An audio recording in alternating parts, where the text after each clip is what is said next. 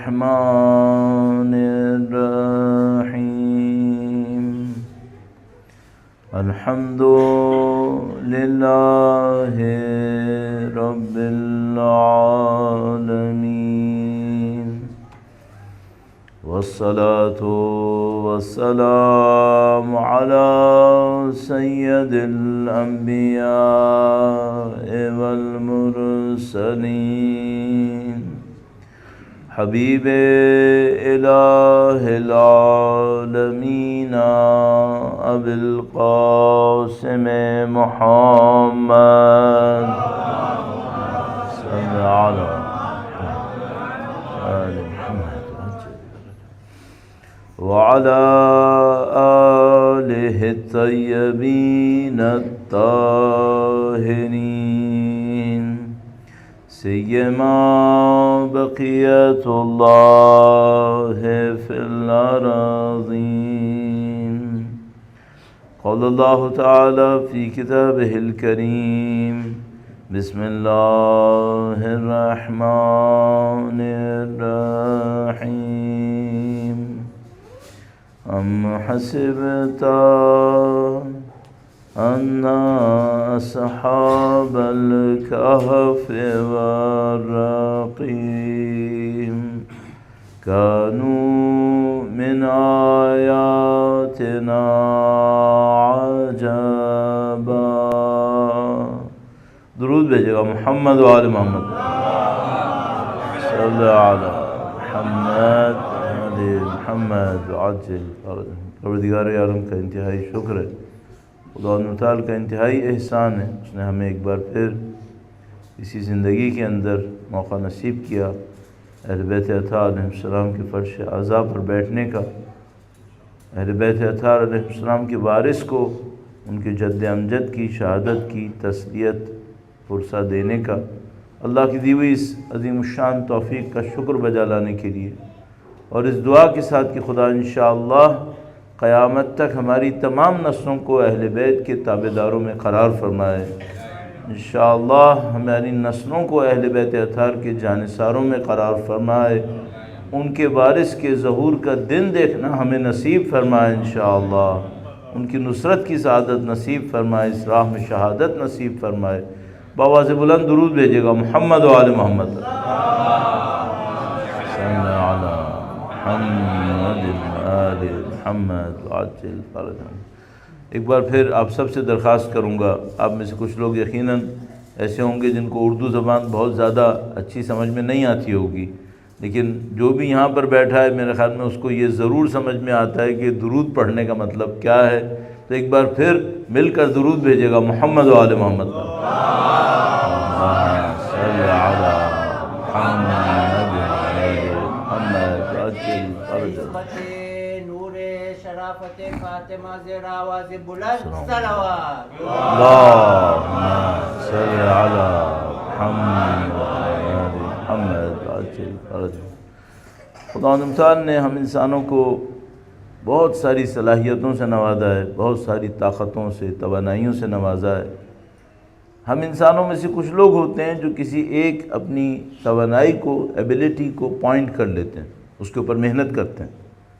تو مثال کے طور پر ہم میں سے کسی کو سمجھ میں آ جاتا ہے کہ مثلا میں اچھا ایتھلیٹ بن سکتا ہوں، تو وہ ایتھلیٹکس کے اندر کام کرتا ہے، بھاگتا ہے، دوڑتا ہے، اس کے اندر مثلا میڈلز لیتا ہے. کسی کو سمجھ میں آ جاتا ہے کہ مثلا میں اچھے طریقے سے بزنس کر سکتا ہوں، تو وہ بزنس کرنے لگتا ہے اور بزنس مین بن جاتا ہے، سکسیسفل. کوئی میری طرح ہوتا ہے جس کو پتہ نہیں کیسے ہی پتہ چل جاتا ہے کہ بول سکتا ہے، تو وہ بولنے لگتا ہے، اور بولتے بولتے مثلا جو اپنی طور پہ کر سکتا ہے وہ کرنے کی کوشش کرتا ہے. لیکن اپنے آپ سے ایک سوال پوچھتے ہیں، ان میں سے کس کام کے لیے خدا نے ہمیں خلق کیا ہے؟ یہ تو وہ ہے جو ہم چوز کر لیتے ہیں. مثلا یہ پاسبل ہے کہ میرے اندر 25 ایبیلٹیز ہوں، میں نے ایک کو چوز کیا ہے، اس کے اوپر محنت کی. یہ پاسبل ہے کسی کے اندر 50 انرجیز ہوں، ان 50 انرجیز میں سے اس نے کسی 2 کو چوز کیا، اس کے اوپر محنت کی. لیکن ہم سب جانتے ہیں کہ خدا نے ہمیں کوئی ایسا مقصد دیا ہے جو ان ایبیلٹیز، ان اسٹرینتھس کے علاوہ ہے ہمارے اندر، اور وہ پوری ہیومینٹی کے اندر کامن ہے۔ تو ایک آدمی ایتھلیٹ ہے، فٹ بالر ہے، کرکٹر ہے، مثلا اوریٹر ہے، اسکالر ہے، تمام چیزوں کے باوجود ان سب کے اندر ایک کامن کوئی آبجیکٹو ہے جو خدا نے سب کے لیے رکھا ہے، اس میں کوئی ایکسیپشن نہیں ہے، چاہے وہ پی ایچ ڈیز ہیں، چاہے وہ لٹریٹ ہیں، چاہے وہ نہیں معلوم کون ہے۔ جب ہم اس کی بات کرتے ہیں تو ہمارے پاس کچھ ٹرمز بالکل کلیئر ہو کے سامنے آتی ہیں، اور ان ٹرمز کو ہم نے بچپن سے اتنا سنا ہے کہ ہمارے لیے کامن ہو گئی ہیں، تو اب ہم ان کے اوپر اتنی زیادہ اٹینشن نہیں دیتے، نعوذ باللہ تعالی۔ لیکن بار بار میں کہتا ہوں کہ ہمارے دین میں کچھ چیزیں ایسی ہیں جو ہمارے لیے نون ہیں، جانتے ہیں ہم، لیکن بہت ڈیپتھ ہمارے پاس نہیں ہے۔ تو میں اس ایک پوائنٹ سے شروع کرتا ہوں اور انشاءاللہ اپنے موضوع کو کنیکٹ کرنا چاہتا ہوں، جس میں ہم یہ دیکھتے ہیں کہ کچھ انسانوں کو ٹرانسفارم ہونا ہے اور وہ اپنے امام کی سمت بڑھ رہے ہیں یا اور زیادہ بڑھیں گے، یہ پروسیجر کیسے ہوتا ہے اس کی طرف میں نے خاص توجہ دینی ہے، اور آج کچھ پوائنٹس عرض کرنے ہیں۔ درود بھیجے گا محمد و آل محمد پر۔ صلی اللہ علیہ وسلم۔ موسٹ کامن آبجیکٹو، سب سے زیادہ آسان جنرلائزڈ آبجیکٹو جو ہمارے پاس ہے وہ قربتاً الی اللہ۔ کچھ چیزیں ہوتی ہیں جو ٹولز ہوتی ہیں، انسٹرومنٹ ہوتے ہیں، راستہ ہوتے ہیں، ہدف نہیں ہوتے۔ کچھ چیزیں ہوتی ہیں جو آبجیکٹو ہوتی ہیں، تو مثال کے طور پر میں نماز پڑھوں، نماز عبادت ہے، عبادت ایک راستہ ہے کس کام کے لیے؟ خود آبجیکٹو نہیں ہے۔ مثلا کوئی یہ کہے نماز آبجیکٹو ہے، ایک سینس میں شاید صحیح ہے، لیکن ایک آدمی نماز پڑھ لے یہ سوچے سمجھے بغیر کہ نماز سے کیا ہونا ہے، ہاں یہ صحیح نہیں ہے۔ اس کے لیے ایک اور طرف توجہ دینی پڑے گی، وہ کیا ہے؟ وہ ہے قربتاً الی اللہ، اللہ کا قرب حاصل کرنا۔ اور یہ میں کئی دفعہ یہاں پر بھی عرض کر چکا ہوں، اس لیے اس کی ڈیٹیلز میں نہیں جاؤں گا، قطعاً آپ کا ٹائم نہیں لوں گا۔ قربتاً الی اللہ فزیکلی نہیں ہو سکتا، خدا میٹر نہیں ہے کہ کوئی فزیکلی خدا سے قرب حاصل کرے۔ یہ جو قرب ہوگا یہ کس چیز میں ہوگا؟ یہ قرب ہوگا اللہ کی صفتوں کے اندر۔ سب سے بڑا کام اس دنیا کے اندر رہتے ہوئے یہ کرنا کہ اپنے آپ کو خدا متعال کی صفات کے نزدیک لے کر جانا ہے، اس کی جو ایٹریبیوٹس ہیں خدا کی وہ میرے اندر کتنا ریفلیکٹ ہوتی ہوں۔ اب وہ جو میں ٹرانسفارمیشن کی بات کر رہا ہوں وہ ٹرانسفارمیشن بھی اس کے سوا کچھ نہیں ہے، کہ کچھ لوگ ایسے ہوتے ہیں جن کے اندر خدا کی صفتیں اتنی زیادہ ہوتی ہیں کہ وہ خود بخود خدا کے ولی اور خدا کے نمائندے کے ساتھ کھڑے ہونے کے قابل ہو جاتے ہیں۔ یہ ہو نہیں سکتا کہ وہ علیحدہ ہو پائیں، کیوں؟ یہ بالکل ایسا ہی ہے جیسے مثال کے طور پر اگر میں دنیا کی مثال میں کہوں تو دو میگنیٹس ہیں جو ایک دوسرے کو اٹریکٹ کرتے ہیں۔ اگر کسی کے اندر خدا کی صفت ہوتی ہے خود بخود اس کو اٹریکٹ کر لیتا ہے جس کے اندر خدا کی صفت ہوتی ہے۔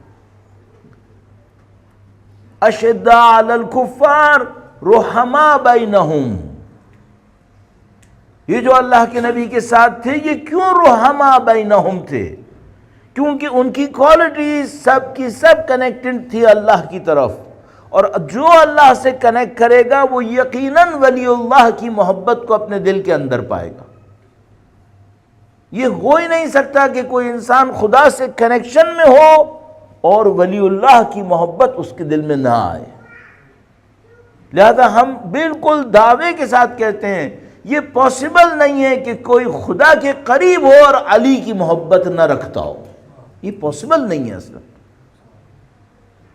یہ بالکل ایسے ہی جیسے کوئی کہے میں دین اسلام کا ماننے والا ہوں، نعوذ باللہ تعالی، صد نعوذ باللہ تعالی، نبی خدا کی محبت نہیں ہے میرے پاس، نعوذ باللہ تعالی، یہ پاسبل نہیں ہے اصلا۔ تو یہ جو راز ہے کہ کوئی انسان اپنے وقت کے امام کا ساتھ دیتا ہے، قربانیاں دیتا ہے، دوسرا انسان شاید خاندان کا بھی ہوتا ہے لیکن قربانی نہیں دیتا ہے، ساتھ نہیں دیتا ہے. تو یہ کیا راز ہے؟ کیا ہم یہ کہہ سکتے ہیں کہ یہ ایکسیڈنٹل ہے؟ ہم یہ نہیں کہہ سکتے کہ یہ ایکسیڈنٹل ہے، ورنہ پھر ریوارڈ نہیں ہوتا، اس کے اندر پنشمنٹ نہیں ہوتی پھر. تو اس کا جو راز ہے وہ یہ کہ یہ اندر سے بالکل اس سمت میں تھا جس سمت میں خدا لے جانا چاہتا تھا. فارسی میں ایک مصرع پڑھا کرتے ہیں، وہ اردو میں بھی بہت چلتا ہے، وہ کہتے ہیں کبوتر با کبوتر باز با باز کند ہم جنس با ہم جنس پرواز.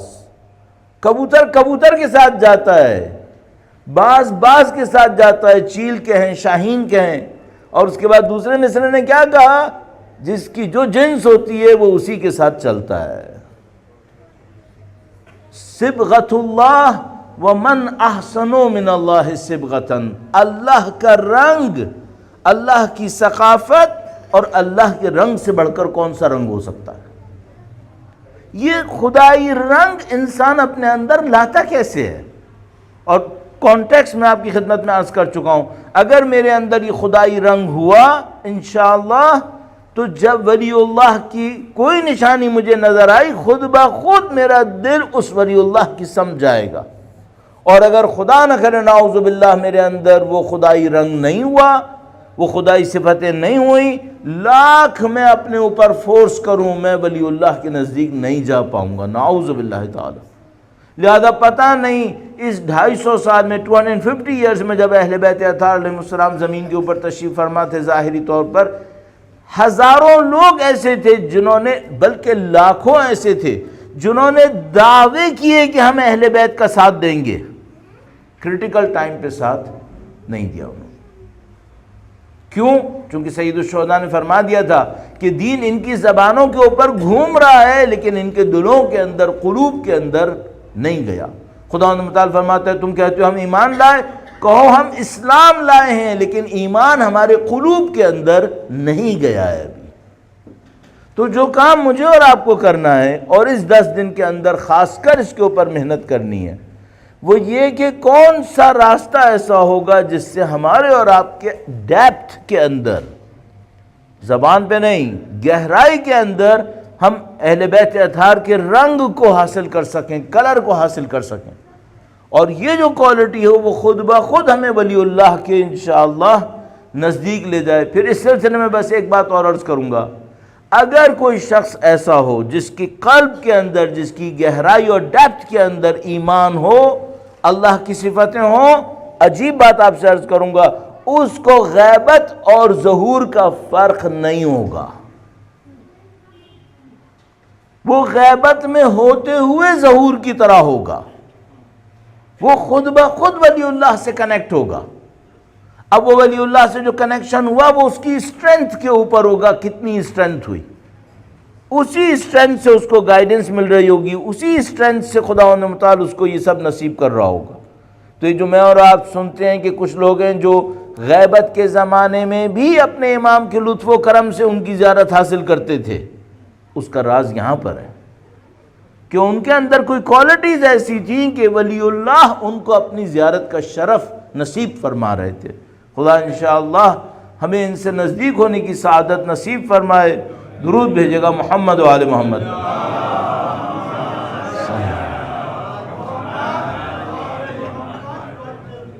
اب یہ ساری تھیوریٹیکل باتیں ہیں، یہ سب تھیوریز ہیں، اور آپ مجھے یقین ہے کہ وہ لوگ نہیں ہیں جو صرف تھیوریز کے اوپر خوش ہونا چاہتے ہیں.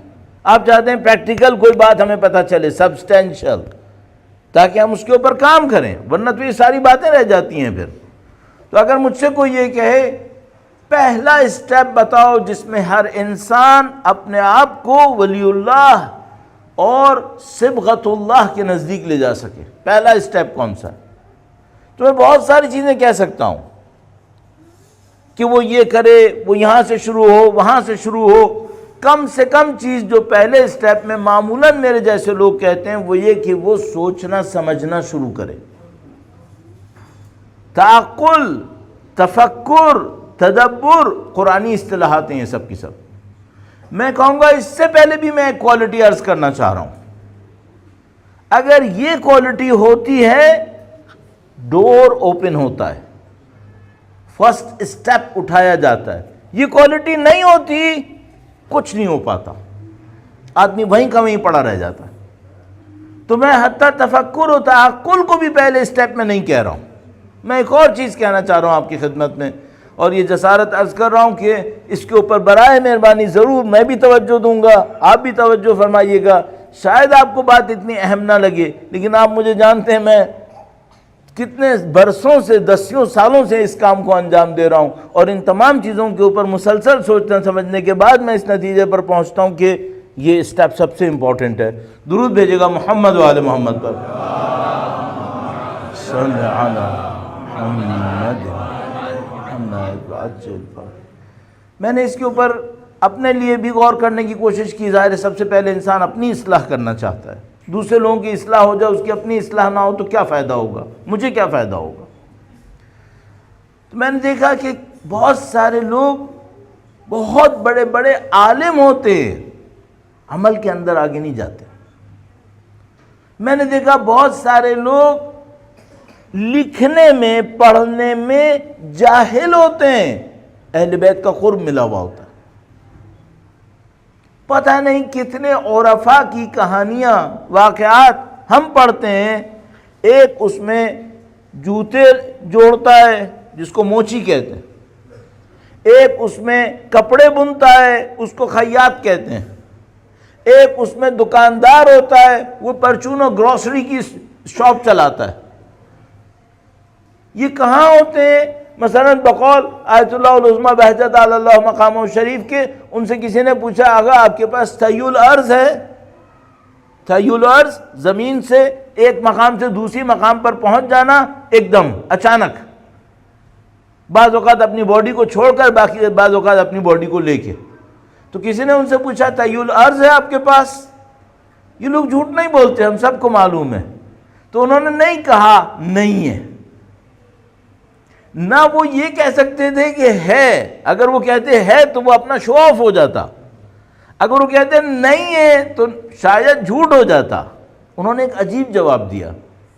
انہوں نے کہا کہ جب ہم نجف میں تھے تو پرچون کی دکان چلانے والوں کے پاس بھی ہوتا تھا، گروسری سٹور چلانے کے والد کے پاس بھی طی الارض ہوتا تھا. اس کا مطلب کیا ہے؟ اس کا مطلب ہے جب آغا نجف میں تھے تو کنفرم کوئی گروسری سٹور چلانے والا ہوگا جس کے پاس طی الارض بھی تھا. خود آیت اللہ العظمیٰ بہجت علی اللہ مقامہ شریف جس استاد کی کلاس میں بیٹھتے تھے، یعنی آیت اللہ سید علی قاضی طباطبائی، ان کی کلاس میں ایک بندہ تھا جو گھوڑوں کی نال بناتا تھا. اب یہ بچوں کے لیے اس کو مجھے ایکسپلین کرنا پڑے گا. وہ جو گھوڑوں کے پاؤں کے نیچے لوہے کا ایک پیس لگاتے ہیں اس کو نال کہتے ہیں، نال بندی کرتا تھا، وہ نال لگاتا تھا. اس بندے کا اسپریچول اسٹیٹس ایسا تھا کہ یہ میلٹڈ آئرن کو اپنے ہاتھ سے اٹھاتا تھا، اسے کچھ نہیں ہوتا تھا. تو اس نے پوچھا آپ کے پاس کیا طی الارض تھا؟ انہوں نے کہا ہمارے یہاں زمان میں تو گروسری سٹور بھی جو چلاتا تھا اس کے پاس بھی ہوتا تھا. تو میں نے دیکھا ایک گروسری سٹور کر رہا ہے، اس کے پاس ہے. البتہ یہ بھی میں عرض کرتا چلوں، یہ کمال ہونا، کرامت ہونا یہ کوئی نشانی نہیں ہے. میں اس سے بڑھ کی بات کر رہا ہوں، وہ بڑھ کی بات کر رہا ہوں. وہ کیا ہے؟ اللہ کی بندگی، اللہ کی اطاعت. کوئی ممکن ہے بلیک میجک کر کے کوئی کمال دکھا دے تو کیا مطلب وہ خدا سے نزدیک ہے؟ نہیں، یہ کمالوں کا مطلب کچھ بھی نہیں ہوتا. تو ایک آدمی پڑھا لکھا نہیں ہے وہ خدا کے نزدیک جاتا ہے، ایک پڑھا لکھا ہے سید علی قاضی کی طرح مجتہد مسلم اور وہ جاتا ہے خدا کے نزدیک. راز کہاں پر ہے؟ پھر ان لوگوں کا سٹارٹنگ پوائنٹ شروع کیسے ہوتا ہے اصلاً؟ کل میں نے آپ کی خدمت میں عرض کیا ان میں سے کچھ کو خدا ایک ایسا موقع دیتا ہے، اپنے نفس کے اوپر کنٹرول کر لیتے ہیں. وہ موقع سب کو نصیب ہوتا ہے کیا؟ نہیں ہوتا. تو اسٹارٹنگ پوائنٹ کیا ہے؟ تو مجھے ایک بات سمجھ میں آئی. اسٹارٹنگ پوائنٹ ہے اپنے نفس کے اندر اپنے آپ کو چھوٹا انسان دیکھنا یا بڑا انسان دیکھنا. تھوڑا سا میں اس کی تشریح عرض کروں گا. اس چھوٹے اور بڑے کے لفظ کی یہ مس لیڈنگ ہو سکتا ہے، اس کو تھوڑا سا میں ایکسپلین کرتا ہوں. درود بھیجے گا محمد و آل محمد پر. صلی علی محمد.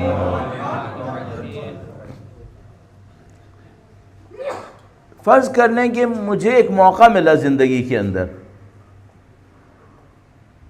وہ یہ کہ میں اگر ایک چھوٹا سا جھوٹ بول دوں تو مثال کے طور پر مجھے چھوٹا سا جھوٹ بولنے میں میری ایک پروڈکٹ بک جائے گی، اس کی پرائس ہے $10، $10 جھوٹ بولوں گا، $10 کی ایک پروڈکٹ بک جائے گی، تو میں اپنے آپ سے کیا کہوں گا؟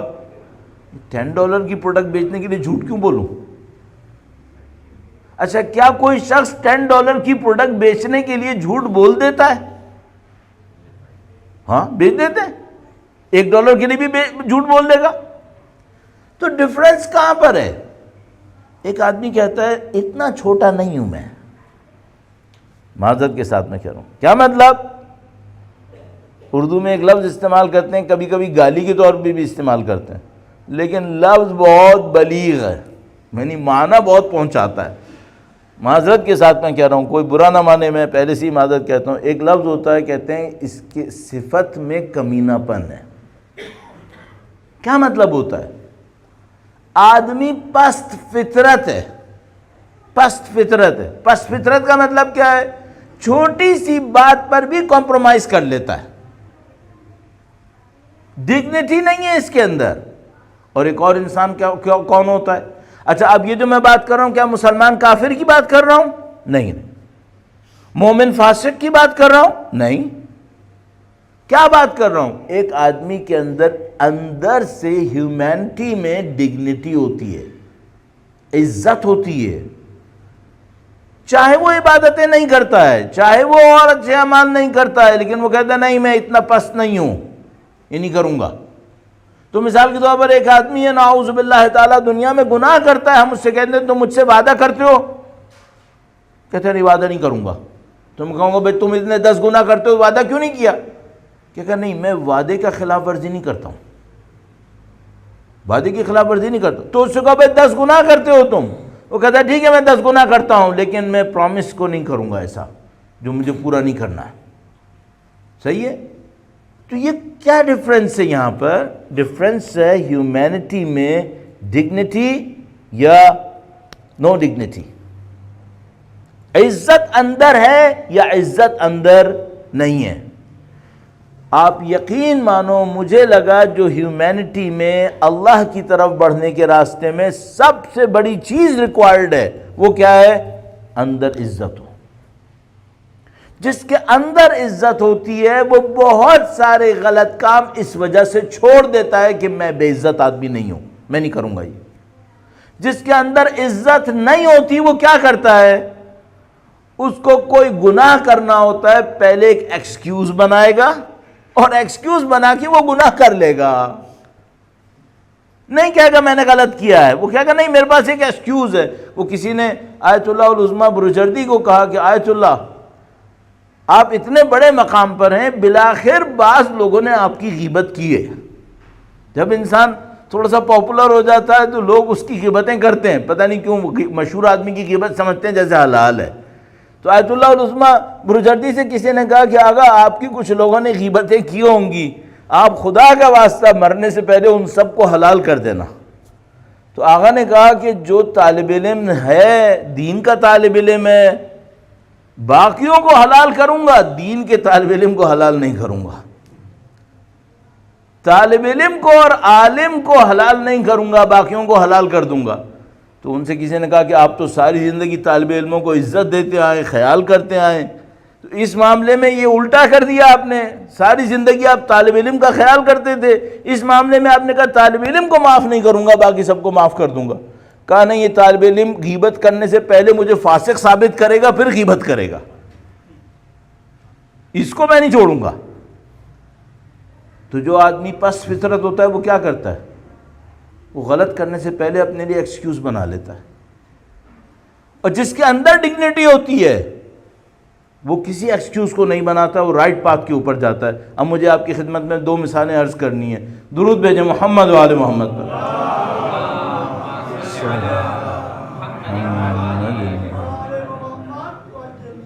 مشہور و معروف مثالیں، ان میں کوئی چیز چھپی بھی نہیں ہے۔ سید الشہداء نے شب عاشور عمر سعد کو کہا کہ مجھ سے بات کرو، بڑی مشکل سے وہ راضی ہوا، چونکہ اس کو خطرہ لگا ہوا تھا کہ شیمر عبید اللہ کو رپورٹ کر رہا تھا ایک ایک چیز، بہت مشکل سے مانا یہ شرط ہوگی یہ شرط ہوگی۔ سید الشہداء نے اس کو بلایا، کہا تم جانتے ہو میں کون ہوں، کیوں مارنے آئے ہو؟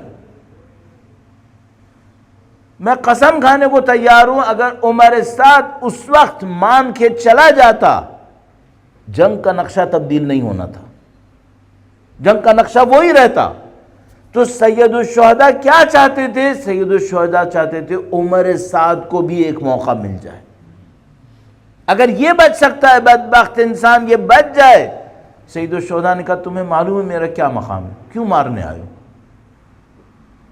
آپ جا کے دیکھیے کتابوں کے اندر کیا بولتا ہے، کہتا ہے میرے باغ عبید اللہ ابن زیاد چھین لے گا، میرا گھر چھین لے گا۔ سید الشہداء حجت پوری کرنے کی خاطر کہتے ہیں باغوں کی خاطر آئے ہو، میں تم مدینے میں آؤ میں تم کو باغ دوں گا۔ گھر کی خاطر آئے ہو، جو تمہارا گھر کوفہ میں تھا نا اس سے بڑا گھر تم کو مدینے میں دوں گا۔ کیا امام یہ چاہتے ہیں کہ جنگ کا نقشہ بدل جائے؟ جنگ کا نقشہ اس کے جانے سے نہیں بدلنا تھا، امام چاہتے تھے اس کو بچا لے۔ اب میں آپ سے ایک بات پوچھوں گا، اس آدمی کی فطرت میں پستی ہے یا بلندی ہے؟ پست انسان ہے، اس کو پتا ہے کہ غلط کر رہا ہوں، اس کو پتا ہے میں جہنم میں جا رہا ہوں، اندر سے کمینہ صفت یہ، اس کی خاطر دنیا کی خاطر اپنی آخرت برباد کر رہا ہے۔ اس کے مقابلے میں زہیر بن قین بجلی، سید الشہداء زہیر بن قین کے پاس جا کر پیغام بھجواتے ہیں، کہتے ہیں میری نصرت کرو۔ زہیر بن قین اس وقت تک اہل بیت کے حامی نہیں تھے، زہیر بن قین جس کے حامی سمجھے جاتے تھے وہ بالکل علیحدہ ایک کیمپ تھا، اس کے حامی سمجھے جاتے تھے۔ سید الشہداء نے پھر بھی پیغام بھجوایا، جیسی زہیر نے سنا، زہیر نے کہا کہ میری زندگی کا اصول یہ کہہ رہا ہے کہ مجھے حسین کا ساتھ دینا ہے۔ وہ کیا اصول تھا؟ ان کا اصول یہ تھا کہ جس کا دنیا میں کوئی ساتھ نہ دے زہیر اس کا ساتھ دے گا، جو تنہا رہ جائے گا اس کا زہیر ساتھ دے گا۔ اس نے کہا کہ سید الشہداء کو کوفیوں نے بلایا، بلانے کے بعد ساتھ دینا چھوڑ دیا، امام حسین اکیلے رہ گئے اپنے بیوی بچوں کے ساتھ، جو ساتھ کوئی نہ دے گا اس کا زہیر ساتھ دے گا۔ اب میں آپ سے ایک سوال پوچھتا ہوں، یہ اپنی طبیعت کے اندر پست انسان ہے یا اعلیٰ انسان ہے؟ ڈگنیٹی ہے، آنر، ڈگنیٹی۔ تو میں آپ کو گارنٹی سے کہہ رہا ہوں کہ انسان اس سے پہلے کہ اس کو کوئی آیت کنونس کرے، اس سے پہلے کہ کوئی روایت اس کو کنونس کرے، پہلی چیز جو اس کو اچھائی پہ کنونس کرتی ہے یا برائی پہ کنونس کرتی ہے اس کے اندر کی نیچر ہے، اندر کی نیچر ہے۔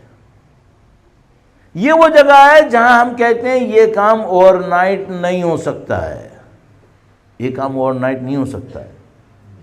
بس اگر ہم یہ دیکھتے ہیں کہ حضرت حر ایک رات میں تبدیل ہو کر آ گئے، تو کیا یہ ایک رات تھی یا پوری زندگی کا کوئی اصول تھا؟ پوری زندگی کا اصول تھا۔ زہیر بن قین ایک دن میں آ گئے، تو کیا یہ ایک دن تھا یا زندگی کا کوئی اصل تھا؟ زندگی کا اصل تھا۔ اب میں آپ سے ایک جملہ عرض کرنا چاہ رہا ہوں، اس وقت امام ظہور نہیں فرمائے ہوئے، ہم لوگ غیبت میں ہیں۔ اس وقت پہلی ذمہ داری کیا ہے؟ بی اے ڈگنیفائڈ ہیومن، اعلیٰ انسان بنو، پست انسان مت بنو۔ کیوں؟ یہ جو اندر کی فطرت ہے یہ ظہور کے دن فیصلہ کروا دے گی، چاہے تمہاری نمازیں پوری ہوئیں، چاہے تمہارے روزے پورے ہوئے۔ خدا نہ کرے نعوذ باللہ تعالیٰ اگر میری فطرت کے اندر پستی ہوئی، میں ساتھ نہیں دے پاؤں گا۔ اندر سے کیا ہو؟ آپ مجھ سے کہیں گے اب میں کیا یہ کہنا چاہ رہا ہوں کہ عبادتوں کا کوئی فائدہ نہیں؟ نعوذ باللہ تعالیٰ نہیں، ان عبادتوں کا فائدہ بھی یہی ہے کہ اندر اگر کمی ہوتی ہے یہ عبادتیں صاف کر دیتی ہیں، انسان کو اعلیٰ انسان بناتی ہیں۔ اگر عبادت صحیح طریقے سے کرے، اگر نمازیں صحیح پڑھے، اگر روزے صحیح رکھے، خود بخود اس کے اندر ایک ڈگنیٹی آنے لگتی ہے۔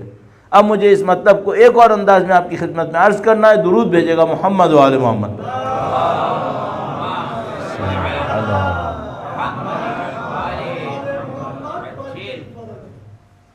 میں جب بھی آپ سے ان دنوں میں کوئی بات کہوں گا، ابھی سے اپنے اوپر بھی واجب کر رہا ہوں، تو میں آپ کو فوراً یہ بھی عرض کروں گا کہ اس کو کرنا کیسے ہے. یہ میں نے ایک نشانی بتائی ہے کہ انسان اگر اندر سے ڈگنیٹی ہوتی ہے تو یہ کرتا ہے، اندر سے عزت ہوتی ہے تو یہ کرتا ہے، اندر عزت نہ ہو تو کیا کرتا ہے. اب مجھے ایک سوال کا جواب دینا ہے، عزت لاؤں کیسے؟ میں اپنے اندر بڑا انسان بنوں کیسے؟ چھوٹی چھوٹی پریکٹسز کرو. چھوٹی چھوٹی پریکٹسز سے انسان اپنے آپ کو پتہ نہیں کہاں پہنچا سکتا ہے. خدا نے ہم لوگوں کو ایک صلاحیت دی ہے، اور وہ صلاحیت کیا ہے؟ وہ صلاحیت یہ ہے کہ اگر ہم کنٹینیوس پریکٹس کریں تو ایسے کام کر سکتے ہیں جو دوسرے انسانوں کے لیے میریکلز ہیں. مجھے آپ دیکھو، آپ مجھے صبح کو اٹھاؤ اور کہو کہ بھاگنا شروع کرو، کتنے کلومیٹر بھاگ لوں گا؟ 2 کلومیٹر بھی بھاگ لوں بہت ہے. 4 کلومیٹر بھاگ لوں گا. اب ذرا سوچو، جو لوگ میراتھن میں جاتے ہیں یہ 40+ کلومیٹرز بھاگتے ہیں. یہ میرے لیے کیا ہے؟ یہ میرے لیے میریکلز کی طرح ہے. 40+ کلومیٹر بھاگ لیا ہے تو اس کے لیے میریکل تھا یہ؟ نہیں، کامن پریکٹس ہے. شاید ہر روز بھاگتا ہے. پریکٹس انسان کو میریکلز کروا دیتی ہے. صحیح ہے؟ تو میں اپنے آپ سے ایک سوال پوچھوں گا، کیا ڈگنیٹی کی پریکٹس امام کی نصرت کا میریکل مجھ سے کروا سکتی ہے؟ یس. اگر میں اس ڈگنیفائی ہونے کی، عزت مند ہونے کی پریکٹس کروں، یہ مجھے امام کی نصرت کا معجزہ بھی کروا سکتی ہے مجھ سے. میں ہی کر سکتا ہوں. اب یہ کام مجھے کیسے کرنا ہے، اس کو ایک مثال میں عرض کرنے کی کوشش کرتا ہوں. درود بھیجے گا محمد و آل محمد.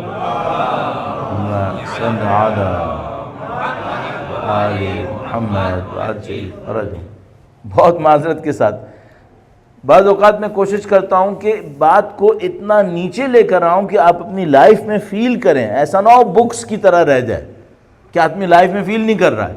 میں لائف میں فیل کرنے کی خاطر اتنا ڈیپ جانے کی کوشش کرتا ہوں. مثلا فرض کیجئے میں نے ایک آدمی کو کوئی ہیلپ کی. جب میں نے اس کو ہیلپ کی، اس کی زندگی کی پرابلم حل ہو گئی. نیکسٹ ٹائم مثلا 1 مہینے کے بعد وہ مجھے نظر آیا.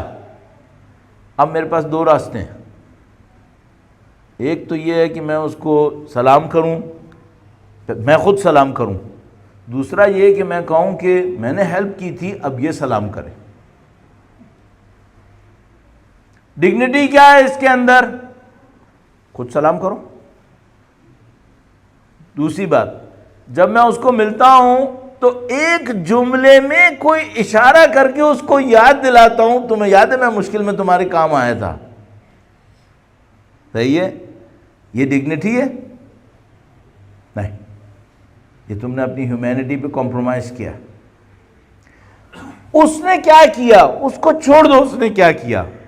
اس نے تمہارا شکریہ کیا نہیں کیا، اس نے تمہارے ساتھ اچھا بیہیو کیا ہے نہیں کیا، اس کو چھوڑ دو. یہ بتاؤ تم نے کیا کیا؟ تم نے ڈگنیٹی دکھائی یا نہیں دکھائی؟ عزت دکھائی یا نہیں دکھائی؟ عزت کیا تھی؟ خدا نے متعال فرماتا ہے لا تبطلوا صدقاتکم بالمن والاذا. اپنے صدقات کو، اپنے اچھے کاموں کو احسان جما کر، منت دکھا کر باطل مت کرو. خدا کہتا ہے تم نے ایک جملہ کہا نا، تمہیں یاد ہے وہ وقت، بس ختم. تم نے منت دکھائی، تمہارے صدقات باطل ہو گئے. اذن، اذیت دے کر باطل مت کرو اپنے صدقات کو. اچھا کام کیا اور اس کو یاد ہے، اس کو کہا اب دیکھو یہ یاد رکھنا میں تمہارے کام آیا تھا. اذیت دی نا تم نے اسے. خدا نے فرمایا باطل، انویلڈ، نیل، ختم ہو گیا معاملہ تمہارا. کیوں؟ تمہارے اندر ڈگنیٹی نہیں ہے. خدا کہتا ہے شرف دکھاؤ اپنے اندر. اس کو خدا متعال فرماتا ہے فضیلت. اب کتنے لفظ ہو گئے؟ انگلش میں نے ڈگنیٹی بولا، آنر بولا، اردو میں شرف بولا، عظمت بولا، فضیلت. یہ ہے اصل کہانی، یہاں سے شروع ہوتی ہے، اصل معاملہ یہاں سے شروع ہوتا ہے۔ تو میں آپ کی خدمت میں جو عرض کروں گا وہ یہ کہ آپ اپنی زندگی میں، میں اپنی زندگی میں اس کی پریکٹس کروں۔ اچھا، اب تھوڑا سا یہ دیکھتے ہیں وہ جو پچھلے لوگ تھے وہ کیا کرتے تھے۔ خدا شاہد ہے، آپ جا کر ان کے زندگی کے واقعات میں گھومیں، اپنی اچھائیوں کو ایسے چھپاتے تھے جتنا ہم اپنی برائیوں کو نہیں چھپائیں گے۔ اپنی اچھائیوں کو ایسے چھپاتے تھے۔ ایک واقعہ مجھے یاد آتا ہے شیخ عباس قمی کا، ان جیسے تمام علماء کی ارواح کی بلندی کے لیے درود بھیجے، محمد و آل محمد۔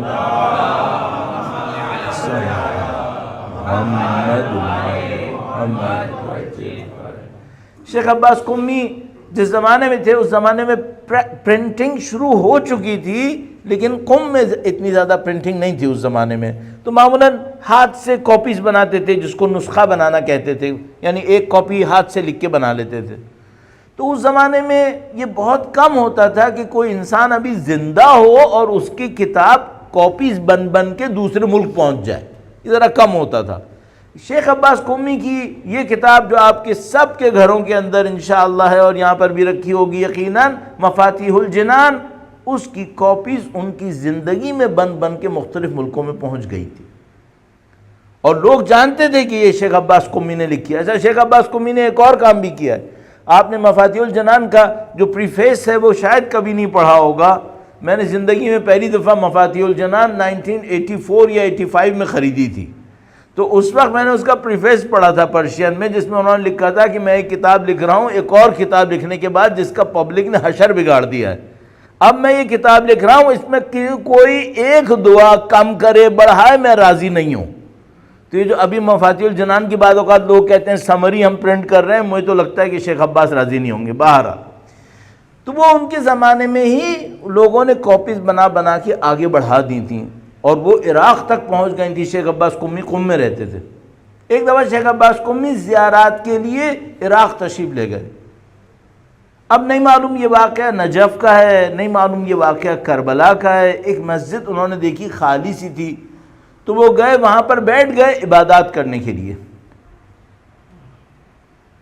ان کے برابر میں ایک طالب علم بیٹھا تھا، عراقی تھا شاید، اس کے ہاتھ میں مفاتیح الجنان کی کاپی تھی، نسخہ بنا ہوا۔ تو وہ دیکھ رہے تھے، شیخ عباس قمی نے دیکھ لیا کہ برابر میں طالب علم بیٹھا ہے، اس کے ہاتھ میں انہی کی کتاب کی کاپی ہے۔ اگر میں ہوتا تو کیا بولتا؟ اس طالب علم کو بولتا یہ کس کی کتاب ہے؟ اس حقیر نے لکھی ہے۔ ہم لوگ ایسے کرتے ہیں نا۔ تو تمہارے حقیر کہنے سے کیا فرشتوں کو دھوکہ آ جائے گا کہ تم متکبر انسان ہو؟ وہ دھوکے میں نہیں آتے حقیر وقیر کہنے سے، ان کو پتہ چل جاتا ہے کہ ڈرامے کر رہا ہے یہ۔ شیخ عباس نے دیکھا اس نے کتاب مفاتیح الجنان لکھی ہے، شیخ عباس کچھ نہیں بولے۔ شیخ عباس اتنے محتاط تھے، ان کے والد ایک دفعہ آ کر ان سے کہنے لگے بیٹا ایک آدمی ایک کتاب پڑھتا ہے، وہ بہت اچھی کتاب پڑھتا ہے، کاش تم بھی ایسی کتاب لکھ لیتے۔ شیخ عباس کہنے لگے میں آپ دعا کریں میں لکھوں۔ انہی کی کتاب تھی وہ، اور اپنے بابا تک کو نہیں بتایا کہ جس کتاب کی آپ تعریف کر رہے ہیں، مجھ سے کہہ رہے ہیں میں ویسی لکھوں، میری ہے وہ۔ اتنا یہ لوگ اس معاملے میں سخت تھے۔ تو وہ طالب علم کتاب لے کے پڑھ رہا تھا، پھر کچھ عرصے کے بعد، کچھ وقت کے بعد وہ طالب علم خود بولا، کہنے لگا بہت اچھی کتاب ہے۔ اب اس کو نہیں پتا شیخ عباس قمی کی کتاب ہے، اس زمانے میں ظاہر ہے کوئی پکچر وغیرہ تو نہیں جاتی تھی، لوگوں کو پتہ بھی نہیں ہوتا تھا کس شکل کا آدمی ہے۔ تو وہ شیخ عباس قمی سے کہنے لگا کتاب بہت اچھی ہے، ایسی کتاب شیعہ علماء نے نہیں لکھی ہے، تاریخ میں نہیں لکھی ہے۔ تو شیخ عباس قمی کو یہ جملہ اچھا نہیں لگا، ان کی تعریف تھی، ان کو اچھا نہیں لگا، کہنے گے نہیں علماء نے اس سے اچھی کتابیں لکھی ہیں۔ اب اس کو پتہ نہیں کہ یہ کون ہے، تو وہ مڑ کے کہنے لگا تم کو کیا معلوم کیا ہوتا ہے یہ؟ اس کو نہیں پتا شیخ عباس قمی ہے۔ شیخ عباس قمی نے کہا نہیں علماء نے اس سے بڑھ کر کام کیا ہے۔ تو کہا نہیں تم کو کیا پتا کیا ہوتا ہے؟ لڑنے لگا کہ تم کو کوئی پہچان نہیں ہے بلا وجہ میں اس کتاب کے بارے میں کہہ رہے ہو۔ تھوڑی دیر میں لوگ آئے وہاں پر، انہوں نے کہا بیوقوف آدمی، یہ شیخ عباس قمی ہے جن کو تم اس طرح سے ڈانٹ رہے ہو۔ اتنے محتاط تھے یہ لوگ۔ یہ کیا ریفلیکٹ کرتا ہے؟ یہ ریفلیکٹ کرتا ہے اندر ان کی کتنی ڈگنیٹی تھی۔ البتہ یہاں پر ایک بات عرض کرتا چلوں، جس کو خدا اندر ڈگنیٹی دیتا ہے اس کو سامنے ہمبلنس دے دیتا ہے، وہ انسان ہمبل ہو جاتا ہے۔ اندر سے اس کے ایک ڈگنیٹی ہوتی ہے اللہ کی طرف سے، لیکن فیلنگ اس کے اندر ہمبلنس کی ہوتی ہے۔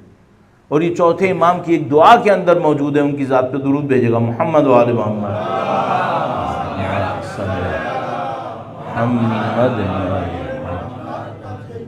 کہ امام نے فرمایا خدایا تو جتنا لوگوں کی نظروں میں میری عزت بڑھا، مجھے اپنی نظروں میں اتنا ہی کم کر دے، ہمبلنس دے دے۔ تو عزیزان محترم، میں نے آپ کا بہت وقت دیا۔ آج کے دن کے لیے جو میرے پاس سب سے امپورٹنٹ پوائنٹ تھا، جو مجھے آپ کے سامنے ریفلیکٹ کرنا تھا، وہ یہ کہ اگر مجھے اپنے امام کی نصرت کے لیے اپنی زندگی پہ محنت کرنی ہے، دعائیں، اذکار، اوراد، باقی چیزیں وہ میں بعد میں آپ کی خدمت میں عرض کروں گا۔ پہلی بات جو کہوں گا، میں اپنے آپ کو ایویلویٹ کرتا رہوں، میرے اندر ڈگنیٹی ہونی چاہیے، شرف ہونا چاہیے، انسانیت ہونی چاہیے۔ یہ انسانیت ایسی ہو کہ مجھے غلط کاموں سے روکے۔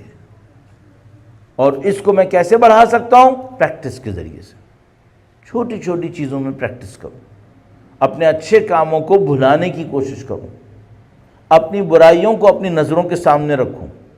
کسی نے میرے اوپر احسان کیا ہے، اس کے احسان کے بدلے میں اس سے بڑھ کر احسان کرنے کی کوشش کروں۔ اگر میں نے کسی کے ساتھ کوئی اچھائی کی ہے، اس کو فوراً بھلانے کی کوشش کروں۔ اب یہ ہیومن ڈگنیٹی کے کیا کیا اور طریقے ہو سکتے ہیں، وہ خود آپ ڈھونڈ سکتے ہیں کہ کیا کیا طریقے اس کے ہو سکتے ہیں کہ جس میں انسان اپنے اندر ایک اچھائی کو احساس کرے۔ اور کس کی ڈگنیٹی رسول خدا کے خاندان سے بڑھ کر ہے؟ اللہ اکبر، اسٹینڈرڈ کو ایسی جگہ پہ پہنچا دیا ہے، کوئی مقابلہ نہیں ہے اس طرح، کوئی نزدیک بھی نہیں آ سکے گا۔ دنیا میں ان کے نام پر جعلی دعوے کرنے والے پتہ نہیں کتنے تھے، لیکن کیا کوئی تھا جو ان کی طرح ڈگنیفائڈ کیریکٹر لا سکے؟ کوئی بھی نہیں کر پایا۔ اور ظاہر ہے کہ یہ سب کا سب شرف، یہ سب کی سب عظمت نبی خدا سے شروع ہوئی، اور نبی خدا کے بعد مولا امیر المومنین اور اس عظیم الشان گھرانے سے جس کا تعارف خدا کروا کے کہتا ہے ہم فاطمہ و ابوہا و بالہا و بنوہا۔ درود بھیجے محمد و آل محمد۔ محمد حیدری حیدری حیدری صلوات پر محمد۔ اللہم صل علی محمد۔ انہوں نے ڈگنیٹی کو کہیں اور پہنچا دیا، عظمت کو کہیں اور پہنچا دیا۔ یطعمون الطعام علی حبہ مسکینا ویتیما واسیرا انما نطعمکم لوجہ اللہ لا نرید منکم جزاء ولا شکورا۔ بار بار سب کچھ قربان کرتے تھے، شکریہ کا لفظ بھی نہیں مانگتے تھے۔ Dignity, owner. اور اہل بیت اطہار کے واقعات میں جگہ جگہ یہ آنر نظر آتا ہے، جگہ جگہ یہ ڈگنیٹی۔ اور کربلا، جیسے ہر انسان کے کمال کی معراج کربلا کے اندر ہے، اس عظمت کی معراج بھی کربلا کے اندر ہے۔ اللہ اکبر۔ یہ ڈگنیٹی نہیں ہے کہ سید الشہداء اپنے دشمن کے لشکر کے سامنے پہنچے ہیں، وہ دشمن ان کو روکنے کے لیے آیا ہے، وہ دشمن ان کو ایسی جگہ روکنے آیا ہے جہاں پانی نہ ہو۔ سید الشہداء کو پتہ ہے کہ ہمارے پاس پانی لیمیٹڈ ہے، سید الشہداء کو پتہ ہے کہ اگر میں نے پانی دے دیا پھر میرے اپنے بچوں کے لیے پانی نہیں ہوگا، لیکن سید الشہداء بیٹے ہیں علی مرتضیٰ کے۔ اللہ اکبر۔ یہ بیٹے ہیں فاطمہ زہرا کے، یہ نواسے ہیں رسول اللہ کے. وہ ڈگنیٹی ہے جو سید الشہداء کو کہتی ہے پانی دینا ہے، پانی نہیں روکنا ہے. وہی جو ان کے جد امجد نے کیا، وہی جو ان کے والد گرامی نے کیا. لہذا حر کے لشکر کے سامنے پہنچے تو فرمایا اے حر، ہم دیکھتے ہیں کہ تم پیاسے ہو. حر نے کہا کہ جو دشمن ہے اعلان کرتا ہے کہ میں دشمن ہوں، کہتے ہیں ہاں ہم پیاسے ہیں. سید الشہداء نے کہا حر باقی باتیں بعد میں ہوں گی، پہلے ہم تمہیں پانی پلائیں گے، پانی پلائیں گے. اور کیا پانی پلانا تھا سید الشہداء کا. اپنے فوجیوں سے کہا کہ مشکیزیں لے کر آؤ، ان کو پانی پلاؤ، اور دیکھو جب تک پینے والا نہ روکے تم پانی مت روکنا. حکم فرمایا کہ اگر کوئی پیاسا سانس لینے کے لیے پانی روکے تو تم انتظار کرنا کہ وہ سانس لے لے. میں آپ کی خدمت میں ایک واقعہ عرض کروں گا. سید الشہداء یہ حکم دینے کے بعد ایک جگہ تشریف فرما ہو گئے جس کو ہم لوگ آج کے زمانے میں مثلا کرسی تعبیر کریں گے. سید الشہداء ایک جگہ تشریف فرما ہوئے اور وہ دیکھ رہے تھے کہ سارے فوجی حر کے سپاہیوں کو پانی پلا رہے ہیں. تو سید الشہداء نے دیکھا بہت دور ایک آدمی زمین پہ پڑا ہوا ہے. یہ آدمی حر کی فوج کا تھا. اس کو پیاس اتنی لگ رہی تھی، اور یہ پیدل تھا، اس کو پیاس اتنی لگ رہی تھی کہ یہ اپنے لشکر کے ساتھ چل نہیں پا رہا تھا. تو یہ زمین پہ گرتا جا رہا تھا. اگر آپ سمجھتے ہو، ظاہر ہے کہ آپ سب نے کہیں نہ کہیں سنا ہوتا ہے کہ بھئی اگر کوئی پیچھے رہ جائے تو وہ صحرا میں یقیناً مر جاتا ہے، پھر وہ بچتا نہیں ہے. تو وہ پیچھے گر چکا تھا اور اس کو پتا تھا کہ میرا وقت ختم ہو گیا. یہ سپاہی کہتا ہے کہ جو لشکر حر کا سپاہی ہے، کہتا ہے کہ میں نے دور سے دیکھا کہ میرے لشکریوں کو، میرے ساتھیوں کو امام حسین کا لشکر پانی پلا رہا ہے. کہنے لگا میں زمین پہ گرا ہوا تھا، میں نے سوچا کہ میں کسی طرح اپنے آپ کو وہاں تک پہنچا لوں، مجھے بھی پانی مل جائے گا، میں بچ جاؤں گا. کہنے لگا میں نے کوشش کی کہ میں اٹھوں، لیکن میرے اندر ویکنس اتنی تھی کہ میں زمین سے نہیں اٹھ پایا، میں زمین پہ گر گیا. تو کہنے لگا میں آخری نظروں سے دیکھ رہا تھا، اس کے بعد مجھے احساس تھا اب مجھے مرنا ہے، اس کے علاوہ کوئی راستہ نہیں ہے. تو کہنے لگا میں نے دور سے دیکھا کہ امام حسین ایک جگہ بیٹھے ہوئے.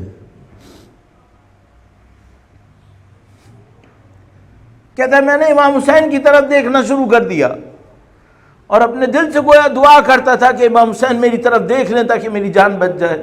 عزیزو میں جب یہاں پہنچتا ہوں تو میں کہتا ہوں اگر میرے دل میں امام حسین کی ندا ہوئی تو میں محشر کے کسی کونے میں بھی ہوں گا تو حسین مجھے بلا لیں گے. میں برزخ کی کسی تاریکی میں بھی ہوا نعوذ باللہ تعالی، امام حسین مجھے بلا لیں گے. یہ کہتا ہے میں نے امام حسین کو دیکھنا شروع کر دیا. ایک موقع پر سید الشہداء نے اس بندے کو دیکھ لیا. سید الشہداء نے کسی اور کو نہیں کہا تم اس کو پانی پلاؤ، چونکہ شاید دیر لگ جاتی. سید الشہداء خود اٹھے بنفس نفیس، مشکیزہ اپنے ہاتھ میں لیا اور اس کو پانی پلانے کے لیے اس کی طرف بڑھے. یہ کہتا ہے میں نے دیکھا کہ امام حسین میری طرف آ رہے ہیں، میں بہت خوش ہوا کہ امام حسین مجھے پانی پلانے کے لیے تشریف لا رہے ہیں. کہتا ہے کہ امام تشریف لائے، انہوں نے مشکیزہ کو میرے سامنے کھولا اور مجھ سے کہا کہ اپنے ہاتھوں کو پھیلاؤ تاکہ تمہارے ہاتھوں کے اندر میں پانی ڈال دوں اور تم پانی پی لینا.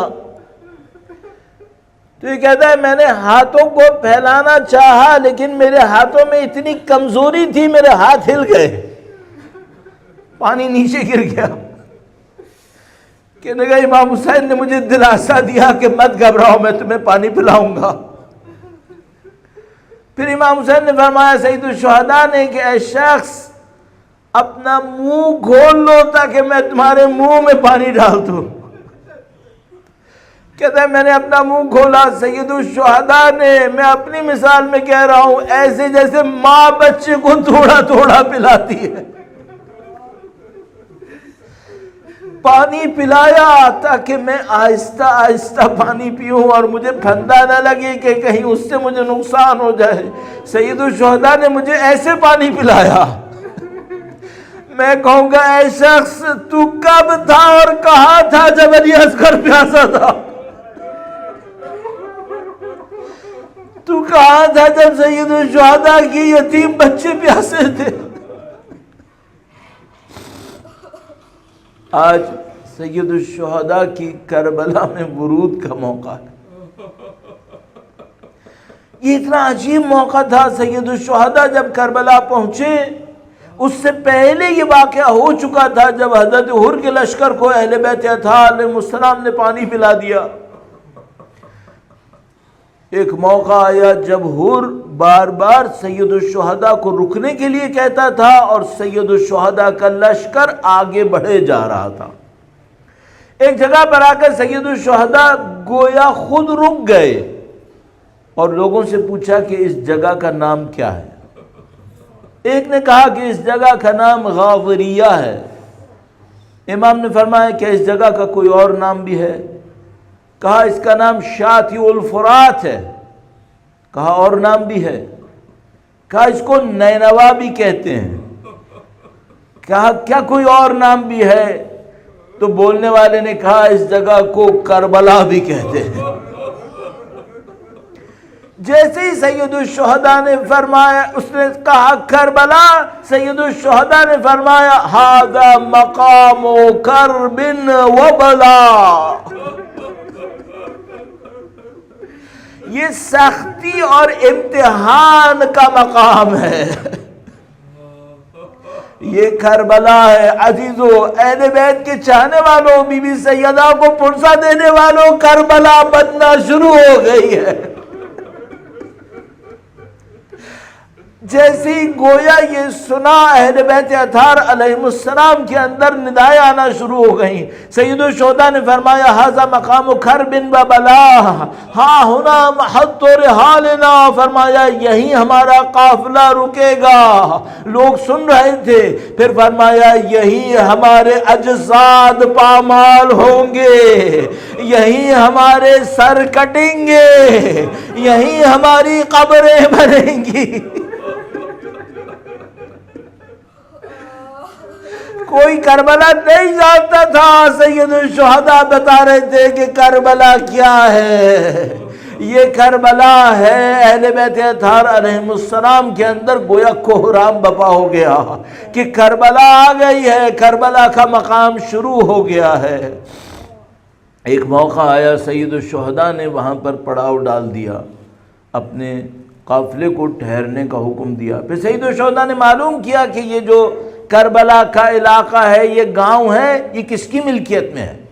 تو لوگوں نے بتایا کہ یہ اسدی ایک قبیلہ ہے۔ آپ کو معلوم ہے حبیب ابن مظاہر اسدی قبیلے کے سردار تھے۔ تو لوگوں نے بتایا کہ اسدی قبیلہ اس کی ایک برانچ ہے جس کا یہ گاؤں ہے۔ سید الشہداء نے فرمایا اسدی قبیلے کو لے کر آؤ۔ اسدی قبیلے والوں کو گویا حبیب ابن مظاہر بلا کر لاتے ہیں۔